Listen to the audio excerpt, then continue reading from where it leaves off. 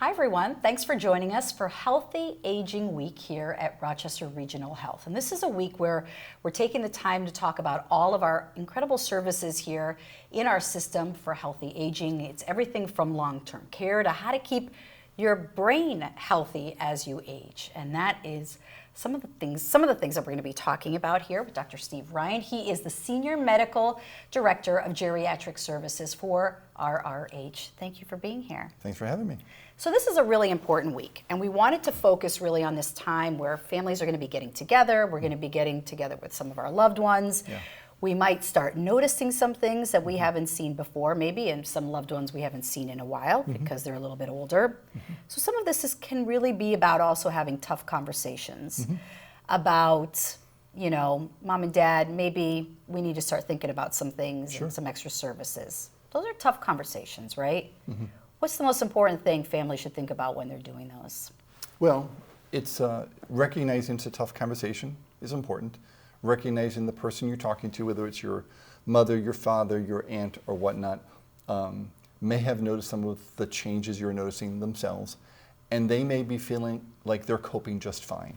So I think it's important to go in respectfully and ask if they've noticed any changes. And really let them sort of talk about their experience with their aging process. In almost every case, people have noticed something, and they may rationalize around it to say this is not a big deal. They may compare themselves to someone who's worse and say I'm not as bad as Joe down the street, but they've noticed. And if you get to the point where you feel like things are very severe or the risk is potentially high, I always advise families try to make sure you're, if at all possible, giving folks choices. It's never a matter of you need to leave and go there. It's like, I really would think you need more help. We can try to do this in your home, or we could try to look for a different place where you could live with other people who get services. Which do you think would be a better fit for you? Choices make everything less threatening, and it lets the individual speak to what's important to them. The conversations almost never get one and done in one conversation. It's almost always a start and a follow-up and a follow-up. What are some red flags if you start to see some things that you say, this isn't quite right, we really need to step in here and talk about something? So obvious things are obvious. So if you go to visit someone and you notice that things just haven't been kept in order, that's obviously something that's unusual. If you're someone who's involved in your parents, we'll use the parent example, and you notice that bills are piling up, or their checkbook's out of whack, or there's late due notices coming. Financial management is often a hard thing for folks to deal with as they start to get memory or organizational issues. Some folks will start to lose weight. Maybe that's intentional, maybe it's not. But those are some things to keep an eye out for.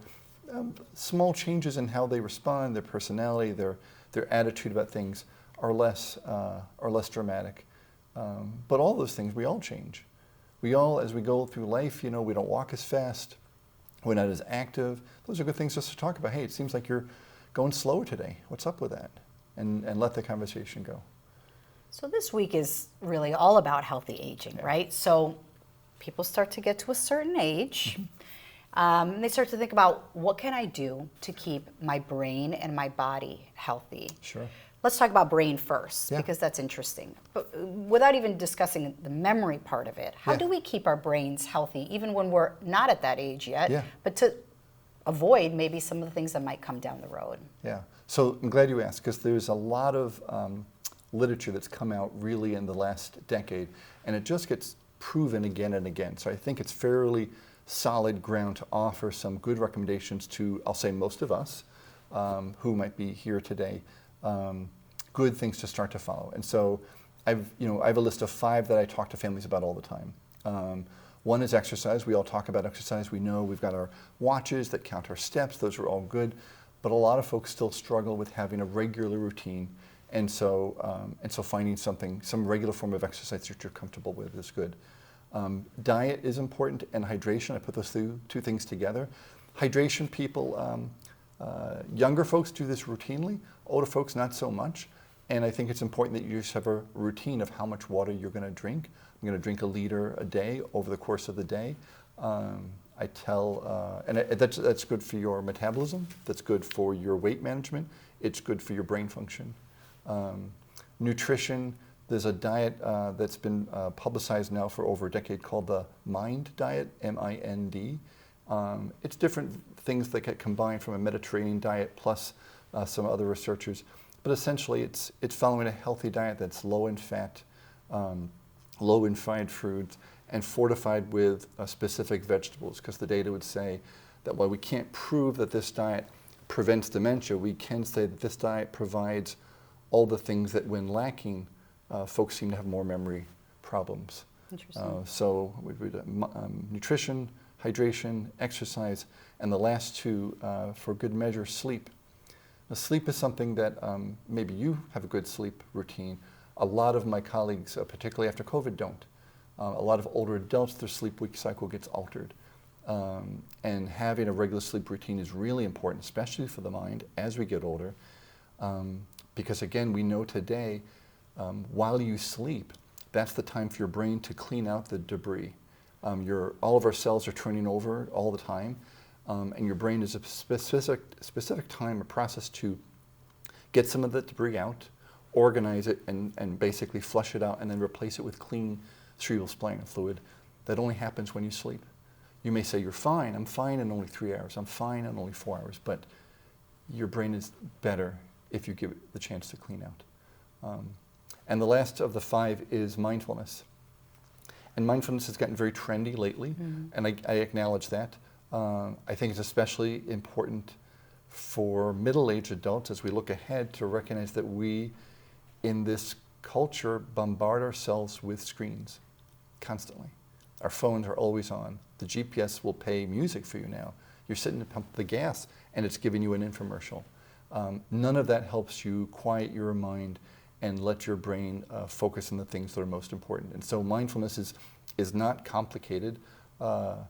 It's hard to get started, but it's worth trying, because the data would say that the folks who practice that give their brain ability to focus more on attention to tasks, which is one of the things we worry about as we get older. Gets our brain a chance to focus on ingraining memories, and again helps the process of organizing things in our brain so that they can be retrieved in the future. So sleep, exercise, hydration, nutrition, and mindfulness. And when do we start those things? What's a good age to start thinking about this? I don't think you can start too young. I would certainly say as we get to middle age, and that's a kind of a dicey word, but most folks would say they recognize they're not as healthy as they used to be. Okay, call yourself middle-aged. That's a good time to start. I don't think you can hurt yourself by starting too early. I think, and the exercise is a good one, because some people never exercised. Some people were athletes when they were younger. Regardless, when you're 60, you're not going to be doing the same things you were doing when you were 20. So pick up something, try it out. Doesn't work, try something else out. But yeah, there's no reason not to start. And then let's talk about exercise for the body. You and I have had a chance to talk about this, and I told you that my mother said, you know, in her late years, my father in his late years decided to take up Pilates of all things, which you would think somebody maybe at their age wouldn't be doing. But how do you get to some, you know, you were saying that it doesn't have to even be that complicated, right? And how do you talk to somebody about that? Like, hey, we need to start thinking about doing some exercise. And they say, I can't. My body won't let me. I'm too old to do it. Yeah, it is hard. So like we said before, it's important to take people where they are, to help them identify the things that they enjoy doing and then do a little bit more of that. So I have some patients who, you know, mobility is very hard, so walking is not going to happen. But they can sit and they can work with a 1 pound weight. A 1 pound weight. So is that worth doing? Oh, absolutely. It's worth starting somewhere. And then we start working with physical therapists, and then standing for longer periods of time was easier, and after a while, walking to and from the mailbox was doable for them. But it took a plan and starting where they were. I know some people in the big family who don't like exercise, never have, and they are fine. And I'll say, yeah, but you enjoy shopping, or you enjoy go to Wegmans. So let's make Wegmans your exercise. And I'm not promoting Wegmans, but find a big store, go up and down every aisle. Maybe you're done early, go up and down every aisle again. Before you know it, you've gotten a lot of steps. And you enjoy being at Wegmans because you meet people there. You see all your neighbors there. Find something that works for them and just start. If they're not sure where to start, they can certainly go. The YMCA has some classes. Lifespan offers some free courses. Community centers offer some low cost or free instruction. Start somewhere. It doesn't hurt to start. Even if you're not successful, you tried and you'll try something else later. One of the big topics, I think, too, in healthy aging that we are, sometimes people don't like to talk about, but we are talking about more and more, and I know you, with your patients, like to discuss, because it's important, is depression. That can really set in as we age, and how it's different when we're older. Yeah. Can you talk a little bit about what that is, and how you are going about diagnosing maybe somebody who might be having depression? Sure. So we recognize that we all have up and down days, right? That's normal. But sometimes those down days persist, and they persist for a period of time where they start to interfere with the things that you used to do routinely. So the good thing about 2022 is that most clinicians have pretty off-the-shelf tools that they're comfortable using to diagnose, treat depression with. And that's great, because 50 years ago, we weren't. No one got diagnosed, and the people got treated with awful treatments. But today, that's not the case. So it's important to, now you go into your primary care office, and almost every primary care office in Rochester Regional screens people for depression. They're not looking for problems, but they know that the impact of not finding depression early and not offering interventions, whether it's counseling or medication, sets that person up for further decline. So the data is either works, counseling or medication, but you won't offer that to a patient if you don't know that they're having a problem. So now we screen almost everybody. And we find a lot of folks who say, I don't think I want medication right now. We'll talk about it again in a month. That's fine. Come back in a month, we'll talk more. But it is a big problem, and I think as we age and we're not able to do the things that we could, and we're losing function, and our social world might be getting smaller. And certainly that happened a lot during COVID, didn't it? Everything was restricted. Much more common that folks were getting depressed. And so my colleagues and I, we would say, what can we do to help? And start laying out options for them. And I think there's this thought that that's kind of comes with aging, because your circles are getting smaller, because you might find yourself lonely. How do you know that that's one and not really like a clinical depression? Yeah, so I would ask folks to sit down and talk to their primary care provider about that. It can be subtle sometimes. I'll also acknowledge that some generations of people have fairly strong opinions that I'm not depressed. Right. I'm not one of those people. And that's okay. It just means you need to sort of, again, take people where they are and say, based on my examination, based on the things that we found today, I think these treatment options would be helpful for you so that you can live the way you want to live, so you can achieve your goals, so I can help you do the things that matter most to you. And framed that way, most people are willing to listen more. But yeah, it's hard. It's not straightforward, and it does take. I discourage family members from deciding, I've decided my mom's depressed and she needs something. You've observed something, and that's important. Now let your mom go to the doctor. Maybe you go with her and talk about what it is you observed. That's better. So we've come such a far and long way on talking about services for people who are aging. Yeah. How has it changed since from when you started to where you are today as a medical professional in this field? Yeah. And what we have to offer people that just didn't exist 10, 20 years ago?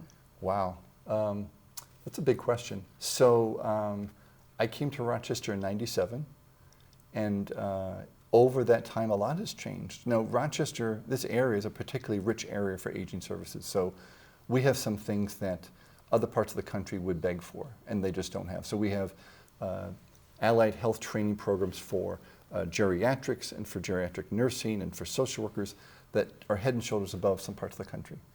We have resources like Lifespan, which is sort of a go-to place. You're not really sure what you need or where to find it. You've got one place in town that will refer you out to everybody else.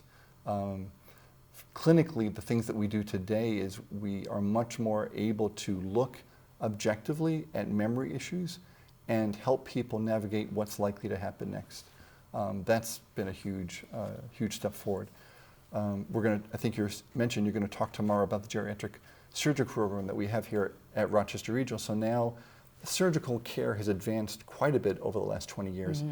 In the last 3 years at Rochester Regional, we've taken it even further to really standardize the risk assessment of every older person that comes for surgery and help make sure their risk of delirium is as reduced as possible.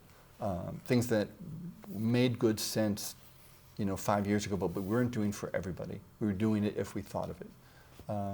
What does that mean, though? Because somebody perhaps is going in for a knee replacement. Sure. And that's very different for somebody who's in their 80s versus somebody who's perhaps in their 50s getting it done. And what are some of the considerations in that? So as part of that process, we assess where people are nutritionally, because that has a big impact on how they heal. We assess where they are functionally, which typically for a knee replacement, folks will have done in some other fashion, but for other surgeries, they might not have. We'll also screen people for risk factors for delirium. Delirium is a complex process that happens to someone's brain after surgery, and they appear as if they have dementia.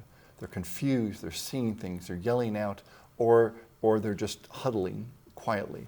In either case, delirium is a very serious problem, and so the risk factors of those may be over-the-counter medications, they may be higher than average use of alcohol, it may be mixing different medications that no one realized that they were taking because there's not one comprehensive medication list. And some people have risk factors of delirium that can't be modified, and some folks have some that we can help them with. We also screen everyone now as a baseline, how is their mood today, and how is their cognition today? Now, it doesn't diagnose anyone with a condition, but it lets us know a week before surgery, here's where they were at. And a week later, they're having surgery, and we'll know how did they perform on these tests that day. The big help when you're trying to decide this person you're seeing in the hospital, what's changed. Because now you know objectively what their baseline was. And we didn't do that routinely. In fact, we do that as part of pre-surgical care. We don't do that as part of regular aging care yet.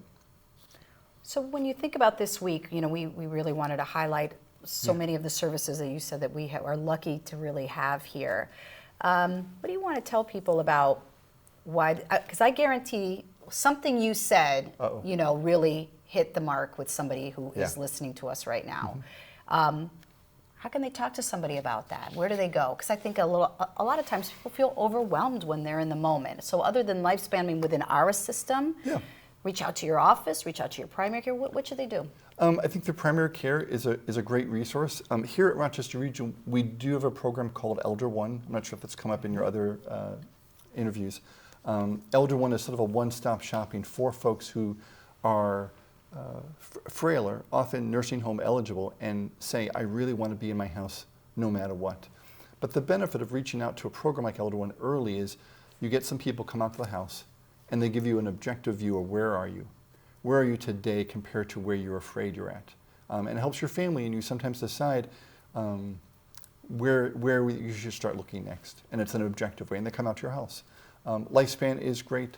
The JCC, the Y, there's other resources in our community. I think the primary care office is a good place to start as well. But again, Rochester is a rich community. I wouldn't feel like, if you feel like you've got questions and you're not getting answers, don't stop, because chances are we have someone in Rochester who's the expert in the country in the area that you want more information on. That's how good we are. That's pretty impressive. Anything that I didn't ask you that you think is important for our viewers and our listeners? No, I think we've covered a lot. I think it's important for all of us to think about how do we want to age?